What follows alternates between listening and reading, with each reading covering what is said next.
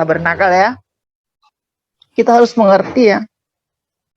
Tabernakel itu. Coba kita baca Yohanes 1 ayat 14. Firman itu telah menjadi manusia dan diam di antara kita. Di sini diam di antara kita artinya bertabernakel ya.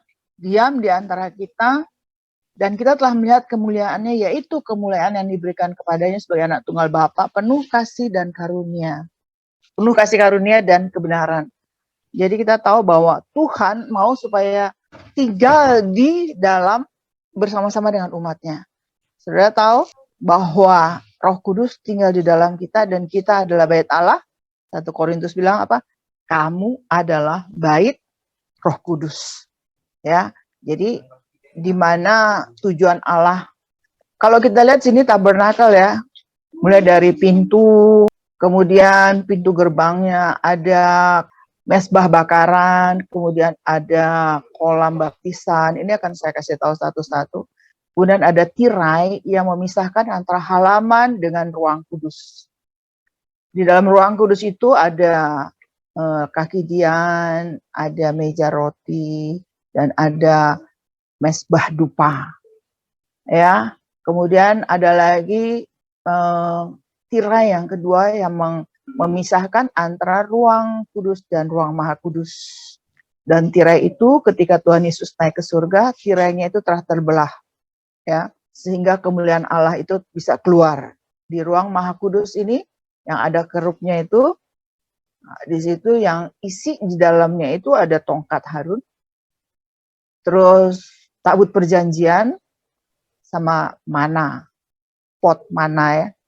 Tuhan mau supaya dia tinggal bersama-sama umatnya. Jadi kita sudah mengertilah bahwa Tuhan itu kenapa mau tinggal di dalam. Terus sudah perhatikan, kenapa dia mau tinggal di dalam tubuh kita. Dia itu bisa bekerja, ya, kuasanya itu bisa bekerja ketika kita mau merelakan diri kita dipakai oleh dia. Ya saudara, indah sekali ya, baik sekali Tuhan ya saudara. Kita sudah pastikan bahwa dia itu akan melindungi, dia akan memelihara, dia akan membela kita. Dan kita selalu mengalami kemenangan. Firman Tuhan katakan bahwa kita itu lebih dari pemenang. Contoh lebih dari pemenang itu gini loh saudara. Saudara tahu kan Muhammad Ali ya. Muhammad Ali itu dia yang bertanding sampai dia bengap-bengap apa segala. Yang menikmati kemenangan siapa? Istrinya. Betul gak saudara?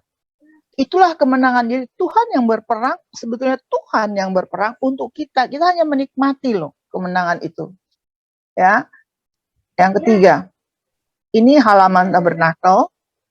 Ya, ada ukurannya. Kalau kita lihat di sini zaman Adam sampai Abraham itu 2000 tahun. Zaman Abraham sampai Tuhan Yesus naik ke surga itu 2000 tahun. Setelah Tuhan Yesus naik ke surga sampai sekarang 2000 tahun. Kita lagi menantikan ya kedatangan Tuhan yang kedua kalinya. Dan setelah itu akan ada kerajaan 1000 tahun kerajaan kekal. Jadi saudara, di sini dikatakan bahwa ini apa tiang-tiangnya ini semua dari tembaga. Tembaga itu lambang dari penghukuman, saudara. Ya. Terus berbicara apa? Pelataran ini berbicara soal kehadiran kebenaran Allah dan adalah daerah iman. Jadi keadilan dan kebenaran Allah, ya. Jadi kita tahu bahwa orang-orang Israel tinggalnya di sekeliling kemah ini. Nah, ini pintu gerbang. Ketika kita belum percaya kepada Yesus, kita adanya hanya di luar, saudara. Orang-orang yang belum percaya itu nggak bisa masuk ke halaman. Ke halaman aja itu nggak bisa loh, saudara. Jadi mereka itu tinggal di luar. Jadi ini pintu gerbang tabernakel. Kita lihat seperti tadi saya katakan bahwa orang yang belum mengenal Tuhan tuh cuma di luar ya. Di luar mereka tuh belum bisa masuk ke dalam pelataran. Pelataran aja nggak bisa masuk. Ya, pintu gerbang tabernakel ini kita lihat warnanya itu biru langit, ungu, kermisi, dan kelayanan halus putih yang dipintal. Biru langit itu melambangkan Yesus itu sebagai hamba. Itu dari Injil Markus. Ungu, Yesus sebagai raja. Di Injil Matius, kermisi atau merah darah, Yesus sebagai anak manusia yang dalam sengsaranya dilakukan dilukiskan oleh Lukas. Kemudian lenan halus putih yang dipintal benangnya Yesus sebagai anak Allah dalam kemuliaan yang dilukiskan. Jadi paling tidak seseorang itu percaya kepada Yesus baru dia bisa masuk ke halaman. Dia mengerti bahwa Yesus adalah yang menyelamatkan dia. Yesus juru selamat ya, seperti yang kita pelajari kemarin-kemarin. Ketika dia telah menerima Yesus sebagai Tuhan dan juru selamatnya, percaya baru dia bisa masuk. Karena yang bisa masuk ke dalam itu hanya anak-anak Allah. Oke, kita lihat di halaman ini ada dua alat ya, mesbah korban bakaran dan kolam pembasuhan. Mesbah bakaran ini ada korban tebus salah, dosa-dosa semua itu di sini. Ini melambangkan penyaliban Yesus. Yang kemarin kita udah lihat ya, Yesus disalib. Kalau mereka orang-orang itu percaya bahwa Yesus, mereka harus tahu bahwa pengorbanan Yesus itu di sini. Yesus yang menjadikan dirinya korban untuk menebus dosa-dosa kita. Setelah itu ada kolam pembasuhan. Mungkin di nextnya Yesus terus. Nih, ya di sini kita lihat bahwa ini adalah mesbah korban bakaran, di mana di situ ada salib, Yesus disalibkan di sana. Ya, mesbah korban juga menunjukkan pada baptisan darah seperti yang disebut dalam Wahyu 1 ayat 5b, di mana oleh dosa itu, oleh Yesus dosa kita tuh dihapuskan. Ya, baptisan darah itu menunjukkan pertobatan. Jadi mesbah itu artinya tempat penyembelihan, tempat yang tinggi, tempat perapian. Nah, di sini orang bertobat, dia percaya kepada Yesus, dia melihat korban Yesus, maka dia dibaptis. Ya, ini ada kolam baptisan di sini di mana kita bisa mencerminkan ketika sebelum kita cuci tangan, sebelum imam-imam ini mencuci tangan dan kaki, sebelum kita mencuci tangan dan kaki, di situ kita bisa melihat penampilan kita sendiri, bahwa inilah kita yang telah dihapus dosa-dosanya, telah percaya kepada Yesus, kita telah dibenarkan, dan seharusnya setelah di situ kita itu kita harus memperbaharui pikiran kita, renew our mind, ya. Tanpa pembaharuan pikiran tidak bisa, ya. Kita tahu bahwa kita bisa menyatu dengan roh kita kalau pikiran kita setiap hari dibaharui dengan firman Tuhan. Jadi di sini artinya baptisan, ya, dibaptis. Kita akan masuk ke ruang suci. Untuk masuk ke ruang suci, saudara, di sini kita harus memerlukan baptisan Roh Kudus. Terima Yesus, baptisan Roh Kudus. Di situ ada pelita emas, ada meja roti sajian, dan ada mesbah dupa. Kita akan lihat tirainya. Pintu kemah itu terdiri dari tirai, kain penutup yang berwarna biru langit, ungu, permisi, merah darah, dan lenan halus, ya sama. Dan dia disangga oleh 5 batang tiang kayu penyangga yang disalut emas. Kayu itu melambangkan manusia. Disalut emas melambangkan kemuliaan Tuhan. Ujung dan kepalanya dan penyambung-penyambungnya dari emas, serta berdiri atas 5 buah alas atau kaki dari tembaga. Ya, pengertian rohaninya di situ jelas ya, bahwa pintu kemah adalah kepenuhan atau baptisan Roh Kudus. Pintu kemah itu batas antara pelataran dengan ruang suci, saudara. Ya, jadi kalau misalnya di luar kedudukan, kalau kita ada di luar pintu kemah itu, kita udah selamat, memang udah selamat, tapi kita masih ada di daerah Taurat di mana daging masih berkuasa. Di dalam ruang kudus itu tadi ada antara lain kaki dian, lambang dari Roh Kudus. Ya, di sini ada 9 buah-buah roh, 9 karunia roh. Tiap cabang memiliki 3 perangkat kelopak. Artinya bahwa kandil atau kaki dian emas ini adalah bayangan dari sidang jemaat Wahyu. 7 lampu adalah 7 roh Allah. Untuk saudara tahu 7 roh Allah itu, baca di Yesaya 11 ayat 1-2. Bilangnya roh Allah ada pada aku, roh hikmat dan pengertian, roh nasihat dan keperkasaan, roh pengenalan dan takut akan Tuhan. Ya, jadi ada 7 roh Allah yang ada di depan tahta Allah. Ya, jadi kita tahu bahwa tanpa terang kaki di emas, maka ruangan suci berada dalam gelap. Saudara, tanpa penerangan dari Roh Kudus di dalam kehidupan kita, kita tidak bisa mengenal Allah dengan benar. Karena itu setelah kita dibaptis, kita mengerti firman Tuhan, kita harus menerima baptisan Roh Kudus. Banyak orang yang bilang, wah baptisan Roh Kudus itu beginilah, begitulah. No. Beginilah saudara, waktu murid-murid Tuhan Yesus dihembuskan oleh Tuhan Yesus, sebelum Tuhan Yesus naik ke surga, dia sudah punya Roh Kudus. Amin.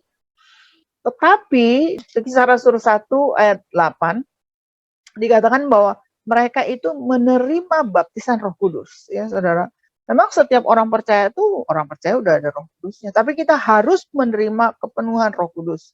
Berkata-kata dalam bahasa lain, tanda-tandanya itu berkata-kata dalam bahasa lain.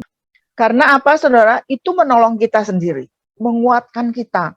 Jadi ketika kita berkata-kata dalam bahasa roh, itu kita bukan berkata-kata kepada manusia. Mungkin orang bilang, apa itu ngomong kayak gitu? Tapi ingat, kita berkata-kata dengan Allah. Ya, setan aja nggak ngerti gitu loh, bahas apa yang kita doakan. Saya ingat waktu pertama kali saya terima baptisan roh, saya tanya sama Tuhan, Tuhan, apa sih maksudnya saya ngomong, saya nggak ngerti ini loh Tuhan, saya bilang. Tuhan cuma katakan, engkau memuliakan aku. Dia bilang, kita kan nggak tahu bahasanya, bahasa apa yang keluar gitu. Terus saya tanya, bahasa apa ini Tuhan? Saya tanya gitu. Tuhan katakan, kamu memakai bahasa Butan. Saya Butan aja di mana saya nggak tahu gitu ya. Kayak apa bahasa Butan saya nggak tahu. Tapi itu yang Tuhan kasih pengertian ke saya. Jadi saat itu saya menerima bahasa roh dengan bahasa Butan, yang artinya memuliakan Allah. Ya. Jadi saudara, kalau saudara sudah menerima, itu bisa membuat saudara itu lebih dekat dengan Tuhan gitu loh.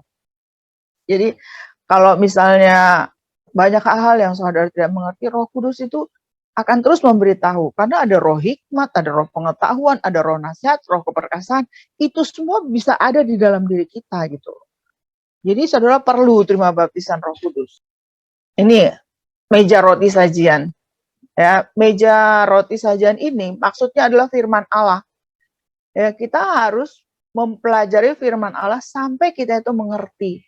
Ini merupakan makanan untuk mengubah pikiran kita sehingga pikiran kita bisa sejalan dengan roh kita. Karena kemarin waktu 2 minggu yang lalu ya, di mana Allah itu menyalurkan kehidupan Allah itu melalui roh kita gitu loh. Roh kita itu udah sempurna. Jiwa kita, kalau kita tidak bisa terima, kalau jiwa kita belum diubah baru, kita tidak akan mengerti rencana Allah, kehendak Allah itu dalam hidup kita nggak ngerti gitu loh. Jadi apalagi kalau misalnya baca firman Tuhan cuma asal baca aja gitu, nggak mau belajar untuk mengerti, maka firman itu akan dicuri oleh iblis, saudara. Kalau misalnya saudara pergi ke gereja, dengar kayak gitu, ngerti, gitu. Pas begitu keluar dari pintu gereja, firman itu sudah terbang. Karena Pak saudara saat itu tidak mengerti dengan benar gitu loh. Ya, kalau bisa, begitu saudara mendengar firman Tuhan, sampai di rumah itu, coba baca ulang lagi, apa sih tadi gitu. Kalau perlu sepanjang perjalanan pulang, itu renungkan kembali, tadi apa yang diperkatakan oleh hamba Tuhan itu gitu loh. Dengan begitu, kalau firman itu tetap ada pada kita, itu membaharui, saya ingat, belum lama ini ya, baru kemarin dulu kali, karena saya sedang prepare ini, itu nyantol sekali di kepala saya. Begitu pagi-pagi saya bangun tidur, langsung diingatkan tabernakel, mulai dari doa tabernakel dari awal, masuk pintu masuk halaman, masuk ke mesbah korban bakaran, terus diingat satu persatu.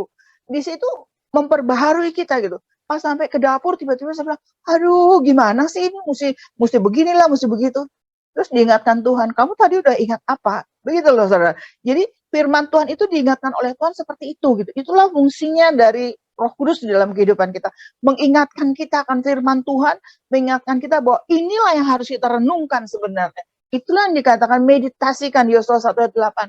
Firman Tuhan itu setiap hari harus diperkatakan dan dimeditasikan, direnungkan siang dan malam.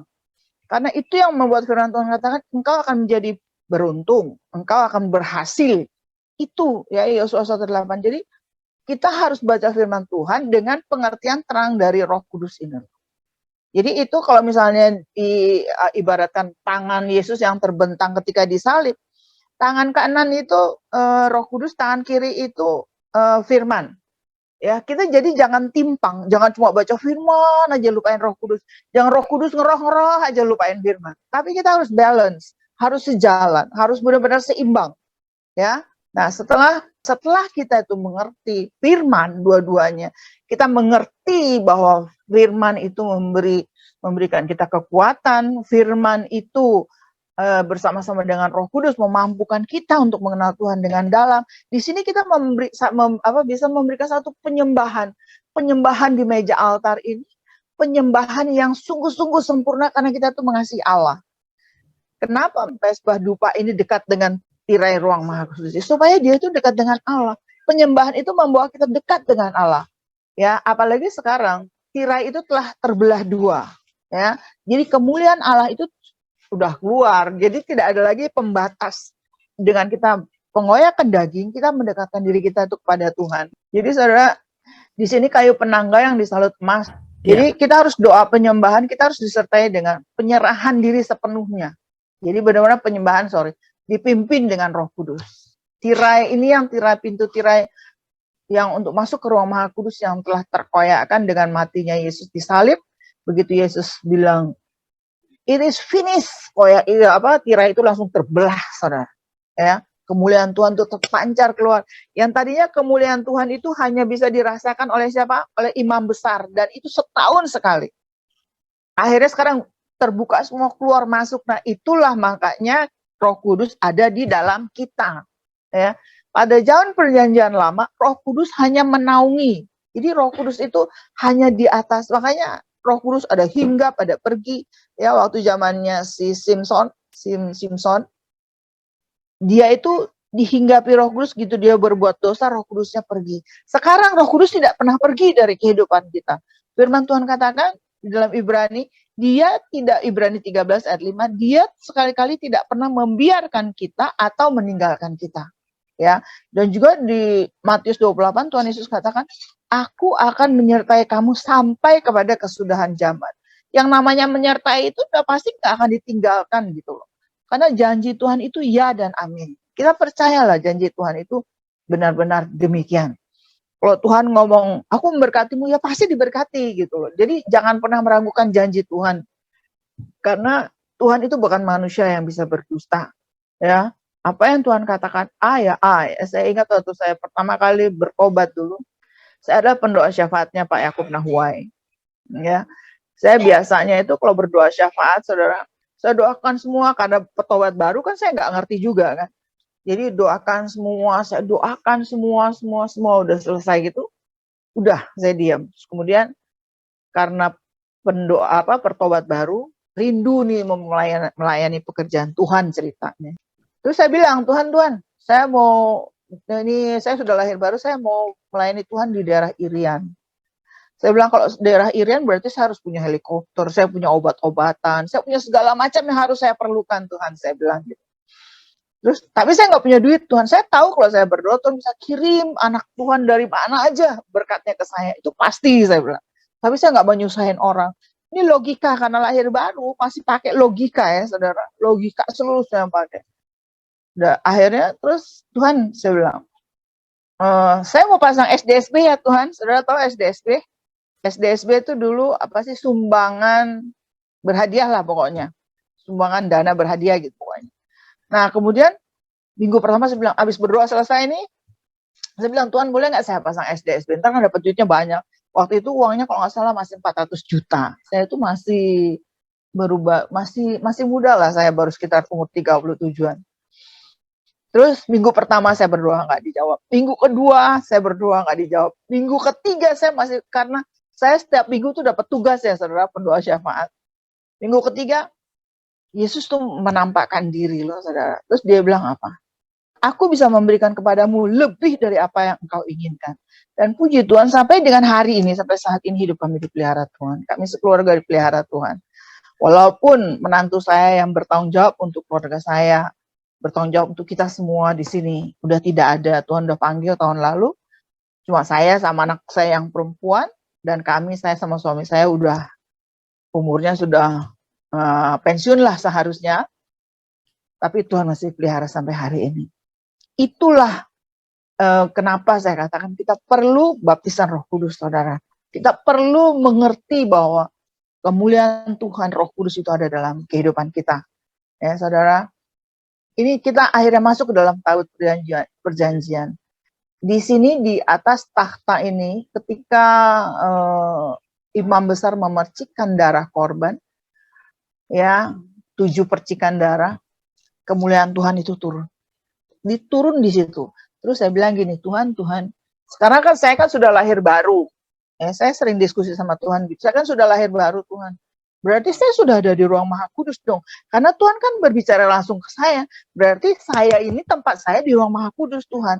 Terus Tuhan bilang gini, oh baru kamu tahu ya, kamu nggak sadar kalau kamu tuh di ruang Maha Kudus.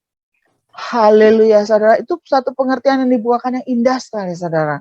Dan di dalam Taut Perjanjian ini ada mana, ada tongkat Harun, dan ada 2 loh batu perjanjian. Ya, saudara, kita mengerti bahwa roti mana ini Tuhan menyertai kita. Dia tidak pernah lupa untuk tidak memberkati kita. Jadi dia akan memberkati kita terus, memberikan kita, terutama memberikan kita makan lah, makan pakai itu Tuhan bilang nggak usah pikirin lah, makan minum pakai kata Tuhan. Nah, tongkat Harun ini pemimpin, dia akan memimpin kita kemanapun kita pergi. Loh batu perjanjian ini, firman itu ada. Pernah saya katakan bahwa firman itu ada di dalam hati kita dan di dalam mulut kita, yaitu firman iman. Kita bisa seperti itu, kembali lagi saya katakan, ketika kita sungguh-sungguh mengenal Tuhan, penuh dengan firman Tuhan, maka firman Tuhan kapan aja bisa masuk kembali dalam kehidupan. Ketika kita memerlukan sesuatu, akan diingatkan kembali. Ini yang tadi saya bilang, 7 percikan darah di atas tutup perdamaian. Di sini kita lihat ya, di tangan Tuhan Yesus, di tangan kiri roti, di tangan kanannya itu pelita. Betul? Itu harus balance, dan di tengah-tengahnya itu mesbah dupa. Ya, yang di tengah-tengah ini mesbah dupa. Jadi kalau kita berdoa, saya masuk dalam doa ya saudara. Kalau kita berdoa, saya biasanya waktu saya masih kerja ya saudara, ya sampai sekarang juga saya harus lakukan. Kalau misalnya saya berdoa ini bisa lebih dari 1 jam loh. Saudara, ada yang bisa berdoa 1 jam? Saya kemarin dengar kesaksiannya si Paul Yong Gicho. Dia bilang gini, saya ada orang-orang dari Belanda pergi ke tempat saya, ke Korea. Terus saya bilang, ayo kita berdoa 1 jam. Terus orang-orang dari Eropa itu tanya, mau berdoa apa aja yang mau didoakan bisa 1 jam, katanya gitu. Ayolah kita coba, kata. Mereka berdoa. Habis mereka berdoa kira-kira 10 menit, habis itu untuk sisa 50 menitnya mereka cuma bilang, haleluya, haleluya, haleluya. Karena apa? Mereka tidak ada pola, saudara. Jadi ketika saudara berdoa, ya saudara, ketika kita berdoa, kita ingat. Pertama, kita masuk ke dalam halaman dengan apa? Masuk gerbangnya bersyukur, oke? Masuk gerbang bersyukur. Sebelum kita masuk, bertemu dengan Allah, bertemu dengan Yesus, bertemu dengan kuasanya, kita mengucap syukur. Ya, masuk gerbangnya bersyukur dengan penuh pujian. Jadi benar-benar bersyukur, terima kasih Tuhan, terima kasih. Langsung masuk ke mesbah korban. Nah di korban ini saudara bisa pakai imajinasi. Saudara pakai imajinasi saudara. Bayangkan bahwa Tuhan Yesus itu disalib. Ketika Tuhan Yesus itu disalib, di situ dia menjadi korban di atas mesbah korban bakaran. Kemarin kita lihat waktu Yesus disalib, dia menebus dosa saya, dia menebus kutuk saya, dia menebus penyakit saya, dia menebus semua kejahatan kita semua dia tebus. Kita di situ mengucap syukur, terima kasih Tuhan karena Engkau telah menyelamatkan saya.